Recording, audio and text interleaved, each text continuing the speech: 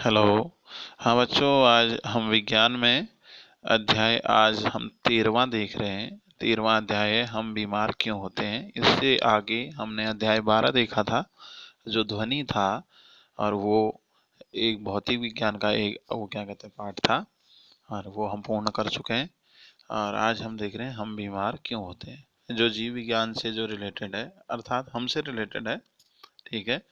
हमारा स्वास्थ्य हमारे लिए ये महत्वपूर्ण है। ठीक है। इस संबंध में हम प्राचीनतम एक कहावत भी हम सुनते थे, जो जो प्रथम सुख हो निरोगी काया, दूसरो सुख हो घर में माया। ठीक है। तो इस प्रकार से हमारे इन वेदों, इन शास्त्रों या कहावतों, जो लोकाचार वगैरह है, उसने भी हमें एक ही चीज बताई है कि पहला सुख ही निरोगी हमारी काया है। ठीक है। तो हम जानते हैं, हमें जो साल भर में जो ऋतुओं में चेंज आता है, जो परिवर्तन आता है, उसी के साथ साथ हम लोग क्या होने लगते हैं, कभी कभी हम बीमार होने लगते हैं। और हम समझते हैं कि ये बीमारी का जो रीजन है हमारा, ये ऋतुओं का चेंज हो जाना है या ऋतुओं में परिवर्तन का आ जाना है। तो बच्चों, लेकिन वास्तव में हम कभी कभी हमारी जो दैनिक जो क्रियाएं होती हैं, उन क्रियाओं से भी हमारे इस स्वास्थ्य में क्या आ जाता है, कुछ कुछ विकार आ जाता है। और हमारे इस स्वास्थ्य में, इस शरीर में कुछ विकार आ जाने को ही हम क्या कहते हैं, हम बीमार होना, इसको हम कहते हैं। तो अध्याय का टॉपिक ही है कि हम बीमार क्यों होते हैं, अर्थात जो बीच बीच में हमारा जो स्वास्थ्य हो जाता है आपका, वो आपका क्यों बिगड़ता है, इस संबंध में हम चर्चा कर रहे हैं। ठीक है। अब इसमें हेडिंग नंबर 1 है स्वास्थ्य तथा इसका बिगड़ना। अब स्वास्थ्य से क्या तात्पर्य है, इसके बारे में हम जानते हैं।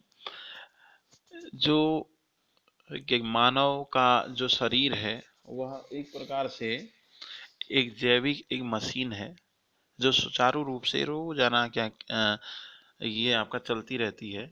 यह नित्य ये कार्य करती रहती है। और जब ये सुचारू रूप से चलती है, तो हम इसे कहते हैं कि हम स्वस्थ हैं या हमारा स्वास्थ्य ठीक है। ठीक है। अब दूसरा, स्वास्थ्य का बिगड़ना।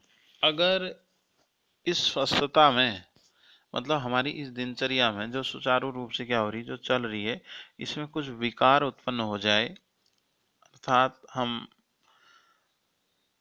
ऐसा कुछ हम फील करें, कुछ महसूस करें कि हम अस्वस्थ हैं, हम अनकंफर्टेबल, हम क्या करें, फील करें, तो उस स्थिति को ही हम कहते हैं स्वास्थ्य का खराब होना। ठीक है। हेडिंग नंबर 2 इसी में है, क्या व्यक्तिगत सामुदायिक जो समस्याएं ही स्वास्थ्य को प्रभावित करती हैं। ठीक है।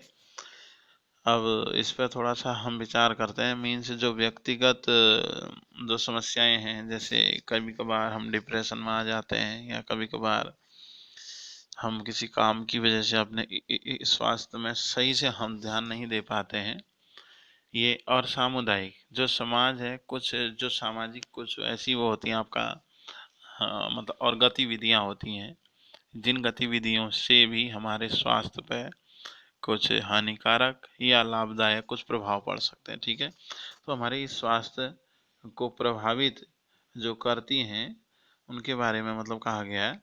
तो ये क्या है, एक तो एक व्यक्तिगत, और दूसरा दूसरा सामुदायिक। अब तीसरी बात इसमें कहते हैं, हम स्वस्थ होने या रहने या रोग मुक्त होने में कुछ डिफरेंस है।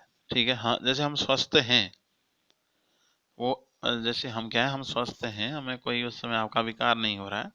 और दूसरा, हम रोगग्रस्त हैं, अंतर इसमें है बहुत सारा। इसी प्रकार से मतलब हम क्या कहते हैं, हम स्वस्थ होने तथा रोग मुक्त होने में भी अंतर है।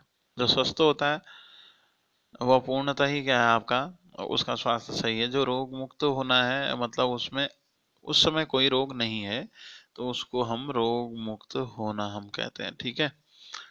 इसे हम देखें स्वास्थ्य शब्द तो अंग्रेजी में इसे हम शब्द डिस प्लस ईजी, ठीक है, स्वयं को क्या करता है आपका, क्या कहते हैं, वो करता है वर्णित। डिस माने आपका होता है डिस्टर्ब, ठीक है।